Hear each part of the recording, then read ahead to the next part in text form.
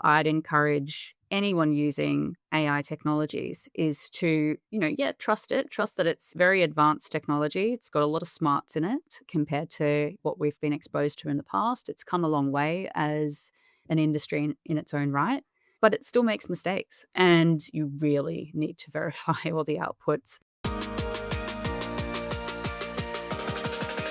This is KVCast. Are they completely As a cybersecure? primary target for ransomware campaigns, Is as you security and pointed out, testing and performance and scalability. risk and compliance. We can actually automate that. Take that data and use it. Joining me now is River Nygryn, CISO and AI thought leader, and today we're discussing trust, test, and transform, the executive playbook for AI leadership. So River, thanks for joining me and welcome. Thank you. Great to be here. Okay, so I really want to start perhaps with your view in understanding AI. Now, and this is a big topic, and it's one that people are obviously talking about a lot, and it's one that I have spoken about a lot on the podcast. But because there's so many different viewpoints, different opinions, different angles, I still think there's a lot of ground to cover. And I'm really keen to maybe understand from yourself, like, what it can and can't do. And I ask this because this is important. As most people, like the general sort of person, likely have played around with ChatGPT, etc. But I'm keen to maybe explore beyond that, perhaps areas that people don't know about AI, for example. I think it's important to set the foundation of AI and its kind of definition. So, AI is a broad term for machines performing tasks that require human intelligence. It's had a history of over 100 years, and just recently it's evolved in the kind of outstanding ways that we know and experience today. So, many people define it, or you just use AI as an all encompassing word to capture everything, but that's generalizing AI. It's far more nuanced than that. The concept of artificial intelligence, it's not new. It's been around since the early 1900s. There was a Spanish engineer, Leonardo Quevedo. He created a automated chess playing machine.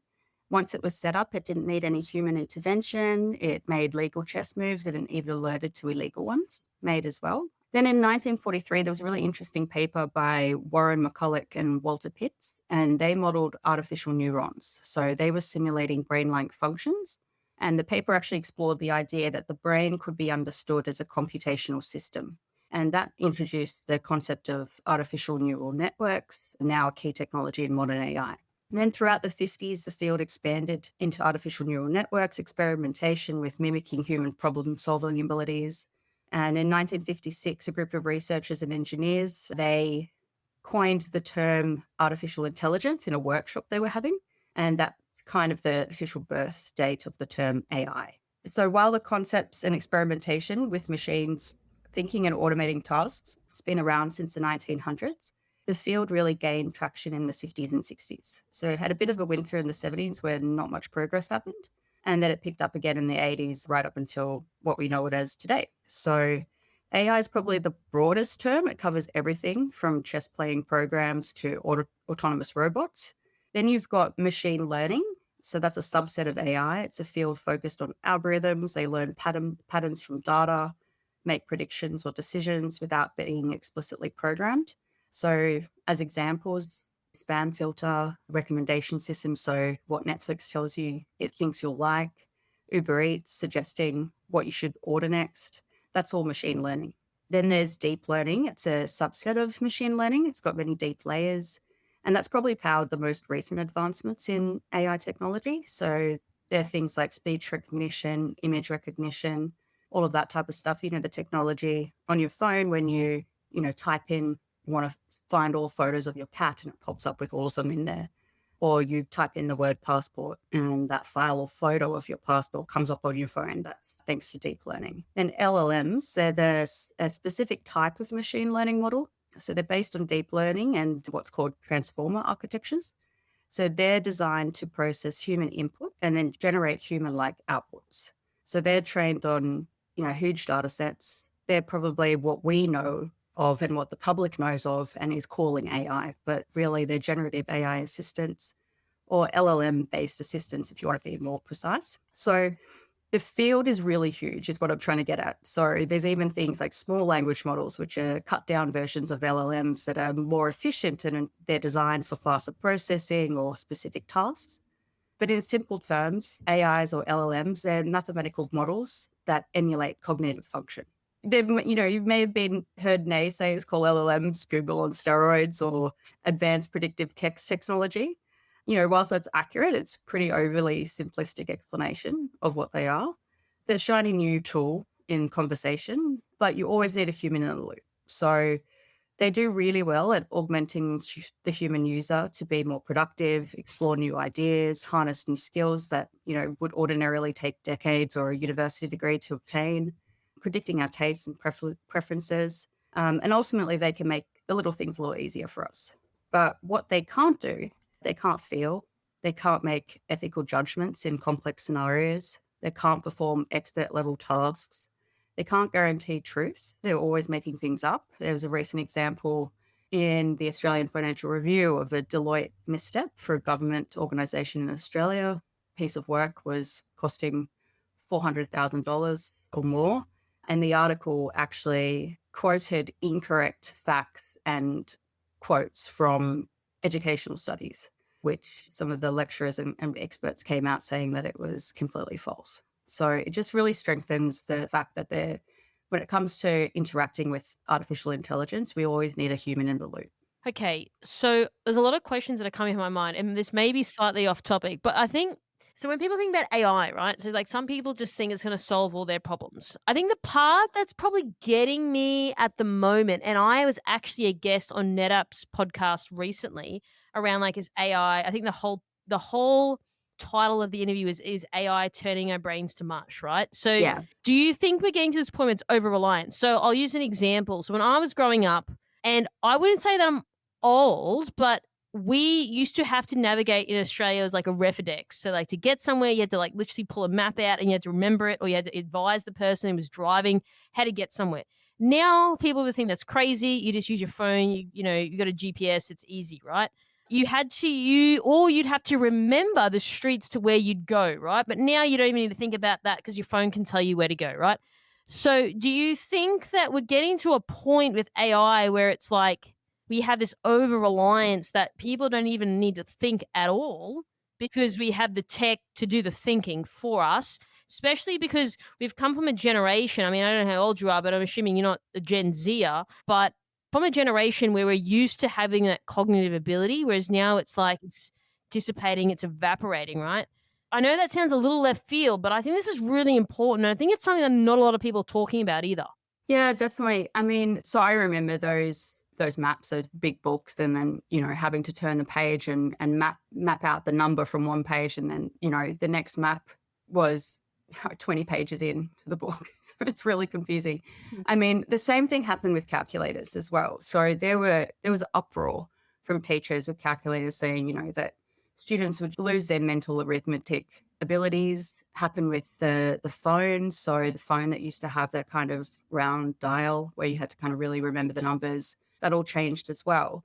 So I think the difference within history, though, like this is not unusual. This has happened throughout history where we've adapted technology, it's augmented human capability, and therefore we've lost our skills in something. Now, to date, those skills that we've been losing, you could probably argue, weren't really advanced. They weren't complex cognitive abilities to do things like that, like remember, where the streets are and all that kind of stuff. But in today's age, AI is a different beast. AI can allow you to, program an app in an afternoon. It can do advanced research for you where, the human brain is inherently lazy and, you may not go and check all of your sources and explore different avenues to find information, whether that be in physical books, journals, talking to people, all that kind of stuff, because AI can just do it at our fingertips. I think there's a lot to be learnt from the wave of social media and what happened there.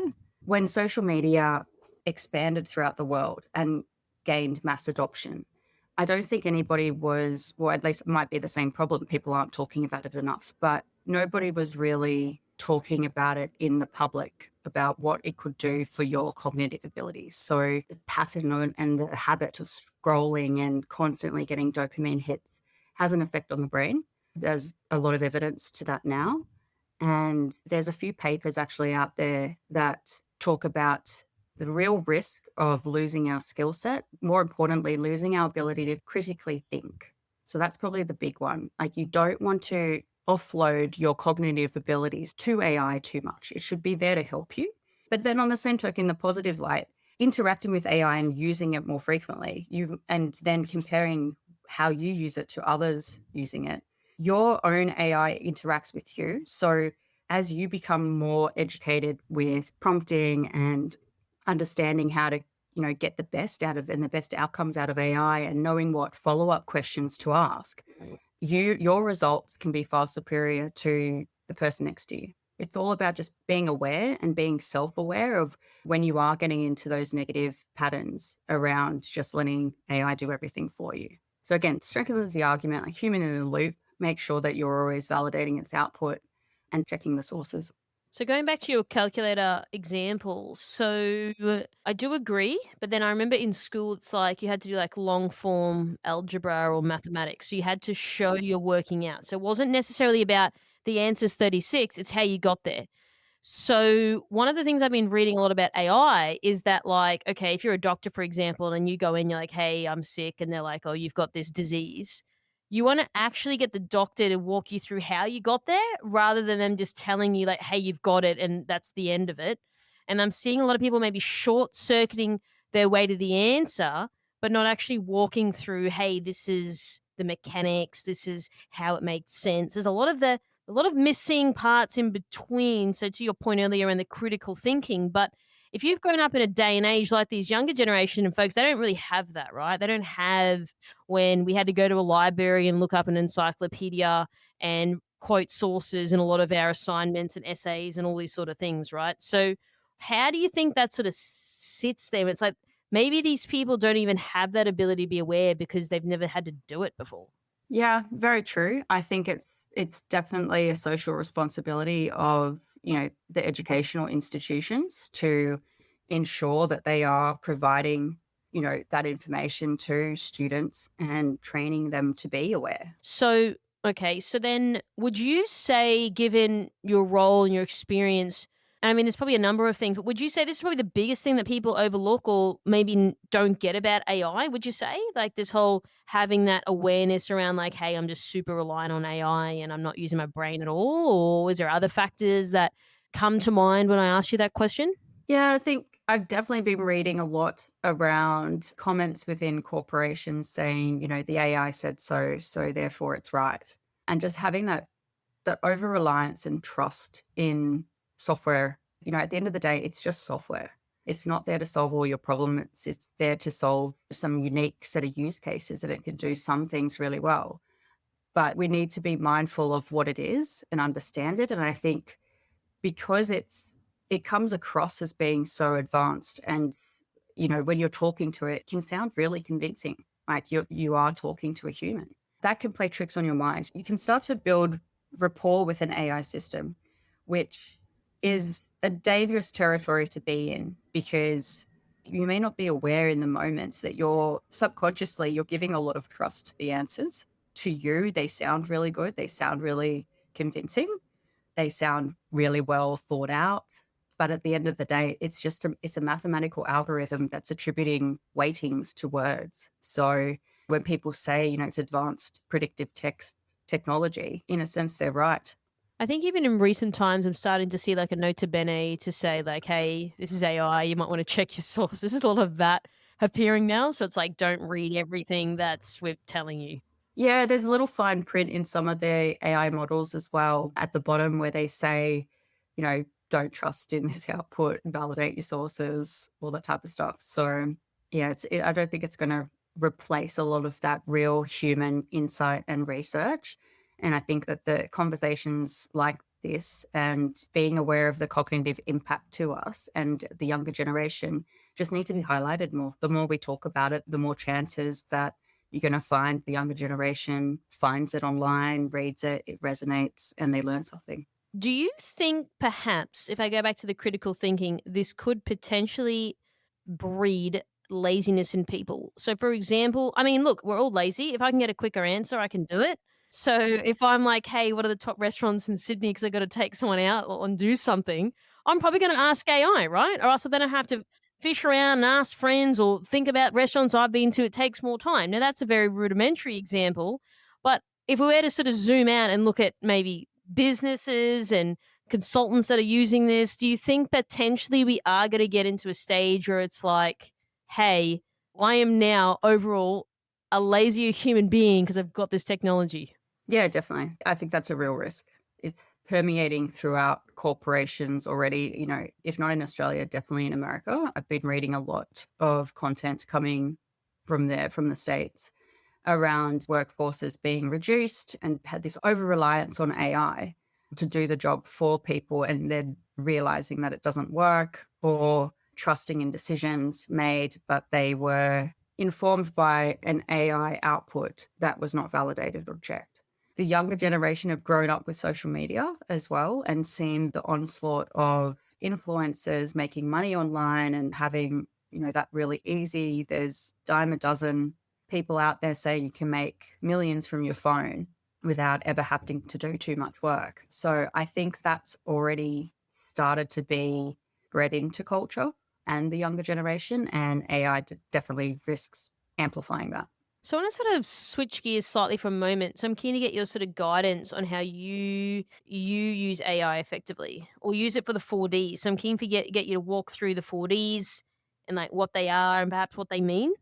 There's a key leader in AI. She's from America. Her name's Sol Rashadi. I read this on her blog, actually, and then I did some reflecting around technology throughout history and realized humans have been doing this across the 4Ds for many years. So what they are dull or mundane work, dangerous work, so where you'd rather risk a machine than a human life, difficult work, so really high cognitive load to get an outcome, or dirty and unsanitary work. So ultimately, it's a way to determine what would you like AI to solve for and what should it be used for. So it's just a bit of a general guide, but given the fact that we've always bucketed technology within these 4 areas to solve specific problems, it's probably a good guide to start with. I'll share some examples, a historical one and then a modern one to shape the story. And, that humans have been using technology in this way. So it's not just limited to AI, but dull or mundane work. So assembly line robots, that's an example from the past. They revolutionized manufacturing, to today where we've got customer service chatbots on websites handling, repetitive, frequently asked questions. Then you've got dangerous work. So rather than risking a human's life, you'd risk a machine's life. So there's nuclear inspection robots. They use them in Chernobyl. And then to current day times, there's bomb disposal robots. Difficult work, so weather prediction models, cybersecurity, anomaly detection, or algorithmic trading in finance. So they're all examples of where technology and, AI models have helped humans complete difficult work. Then dirty and unsanitary work. So, sewer inspection robots in the 90s, right through to, your Roomba that you might have at your home now, and even crop spraying drones in agriculture.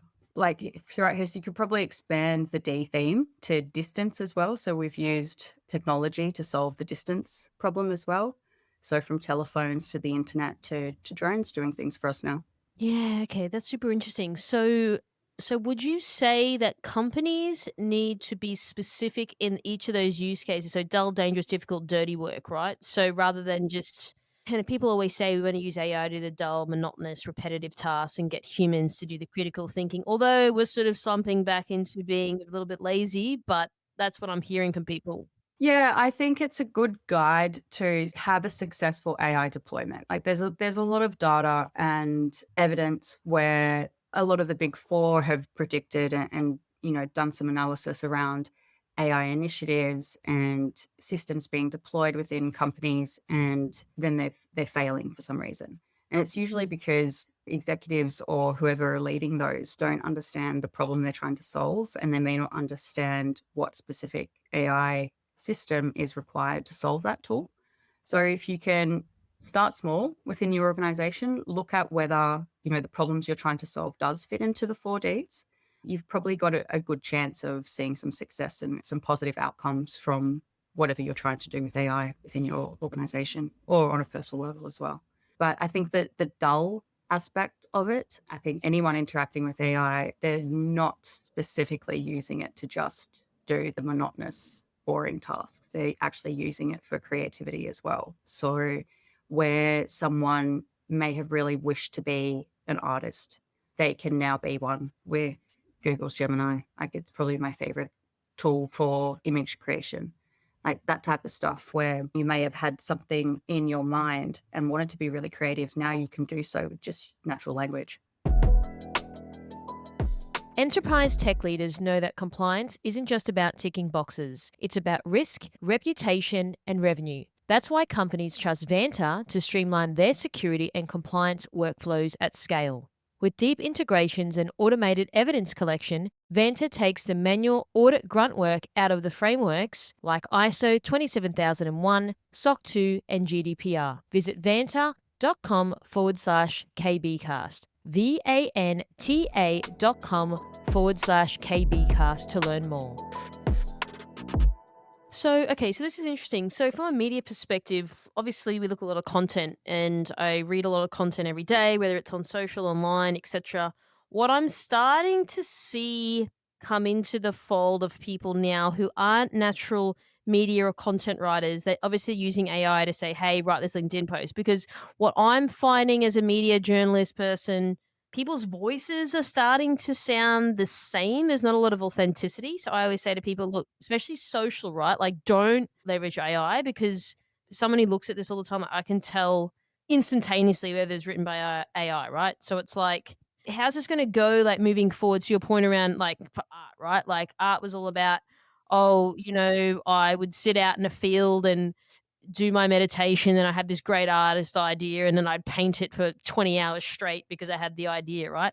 We're not seeing that anymore. So then how do we get to the point where AI is not stifling our creativity and we're not all just starting to sound the same online either? Look, at the end of the day, it's going to come down to how the market responds. So I think that holds true in so many aspects. If you're constantly posting things that are sounding more and more like the next person, it's not you're not going to get the same response as you would if you were being authentic. And I think that message has held true no matter what. It's kind of come through on social media as well, where you see influencers just speaking to a script, or they've all got the same playbook, they've all downloaded and watched the same course, so they've got the same blueprint to try to elevate their profile and gain market attention. But if everyone starts to become the same, you're going to have to differentiate yourself and stand out from the crowd. I don't think that fact goes away. I just think that people are becoming more aware of it, which is really good. So it's going to force a change in behavior if you are trying to elevate your profile online, gain traction with followers, gain market attention, sell your products. You are going to have to test the market and change behavior accordingly. Do you think as well, so even when social media really became in effect of like, oh, well, now everyone can tell their story. This is when traditional media outlets started to lose their prominence, right? Because it's like, well, everyone can just start a social media and start talking whatever they want. But are we going to start to see now, especially if we're scrolling online, it's like, oh, the last 10 people I just looked at online sound the exact same and they sound robotic. But then you will start to see those outliers that it's like, hey, that's 100% authentic voice, etc. So is it just like, well, yeah, the bar for entry is lower. Doesn't mean it's better, though. Yeah, correct. And I think the people that are going to excel in this day and age are going to be the ones that stay true to themselves.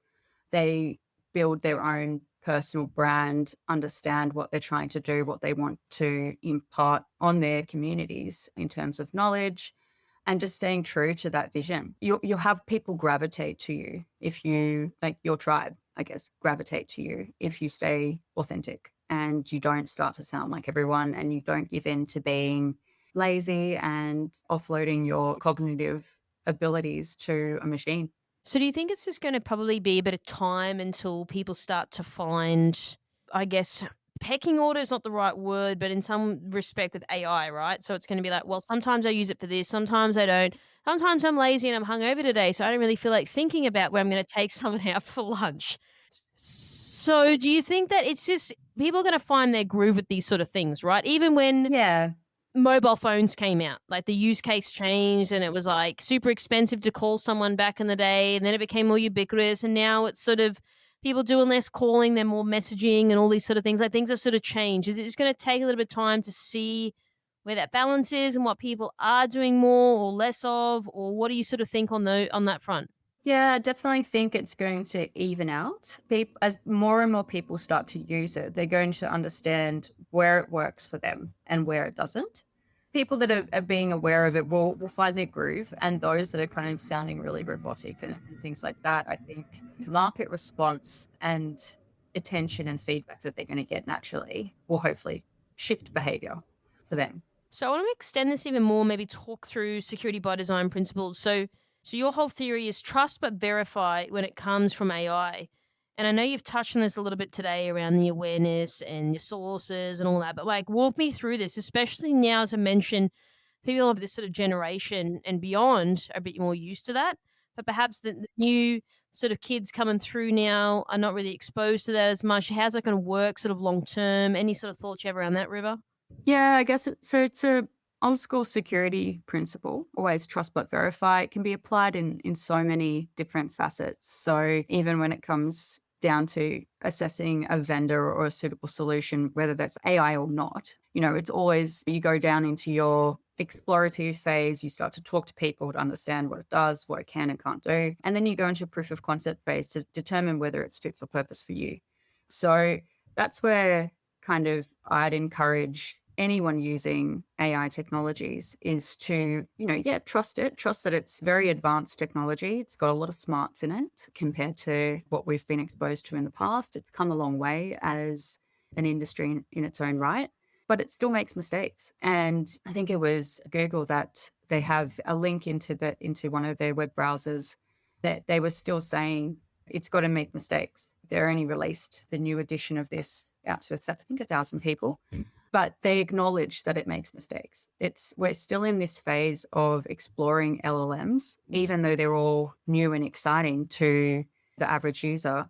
Those that are the experts in the fields and those that have been working in this field for decades do understand that they are still in their infancy. We do still need to test them.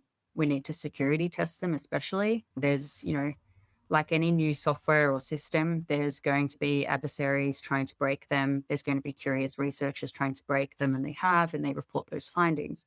So that's where I kind of really narrow down onto, trust them. They're advanced technology, but you really need to verify all the outputs. And if even as simple as if you're getting AI to guide you or teach you something, verify it by actually doing it. So if it's giving you these steps to learn something and it's a practical skill, put it into practice somewhere and actually test that what it told you is accurate and worked. So the question I have around that, for example, it's easy when you sort of know, but it's hard when you don't know what you don't know. So Correct. for Yeah. example, bad example, I don't know, you've got a bee's nest in your house, you want to get rid of it, and you use AI, but you don't know anything about bees. So it could actually give you a fabricated answer to get rid of it, and then you're allergic to bees and it stings you and you end up in hospital, right? Because Yeah, of correct. it's scraped the internet and someone's put all the stuff on Quora or Reddit or whatever it scraped it from to say like, oh, this is what you do. But because I'm not an expert in that area, I wouldn't really know. So if I tried to test it, I could fail it in that particular So how does that sort of work where it's like, okay, you tested enough to the point where it's not going to do damage? It's the same principle as if you were to Google something. Like Google's not policed. Anyone can create a website. I remember when, the internet first became really popular and my mum's generation were getting involved in it, and mum went to a website and she was fascinated with the concept of a liger, which is a blend between a tiger and a lion, and saw a website, and it was a complete really botched Photoshop of a lion's head on a tiger's body. And mum had this, misconception that, oh, it's on the internet, so therefore it must be real. And she came to me and showed me this website and said, how could somebody do this? Like, they just put that on there. It's a lie. I said, well, yeah, there's no one policing website. No one there is stopping you from creating a website and just putting absolute lies on there. So I think the same principles, guardrails, and best practice kind of steps that we've put into place around, the internet was fascinating. It connected all of us. It, was democratizing access to information, all of that. But again, like it's checking that website. Who's the owner of that website? Who created that knowledge? Can I verify that somewhere else to double check that's the right thing to do? And I mean, I've been guilty of it. Like sometimes I'll ask ChatGPT something and then think to myself, oh, let's just check another AI. I'll go check Grok because I know it's trained on different data. So things like that, but then also just Googling it and finding the websites yourself. You can do a lot of things online to verify that the output is going to guide you in generally a good direction. But at the end of the day, nothing beats real life experience. So, okay, so question I have, what's coming to my mind is, so we're leveraging AI to effectively save us time, right? So it's like, oh, I've asked this question, it's giving us a synthesized answer. But then we have to go and verify the sources anyway. So are we sort of in the same position as before then, if not in a worse position, because now we're questioning everything that we're reading? No, not really. I don't think so. I mean, personally, I use it a lot. I was a little reluctant at first just because I work in technology. I understand the risks. I was understanding the limitations. I've got a few friends that have been in the AI industry for 40 plus years. So speaking to them, I was always hearing from them, what AI is not. So I was a bit reluctant to try it, and then saw another wave of people I know really embracing it and embracing the technology and highlighting different use cases of how great it is and how it can help humanity. And so I gave it a go and had a look.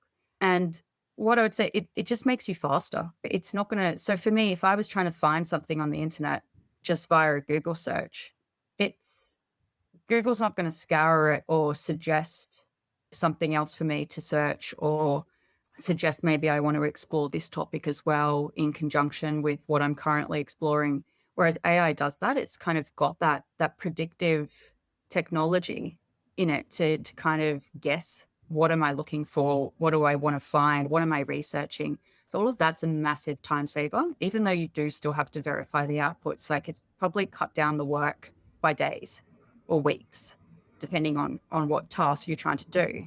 The other thing for me was I've had aspirations to create my own app for many years, and it's always been murky for me. I've overseen app development projects, but never been too close to the developers or to understand what they're doing. And programming languages in the app space change so frequently.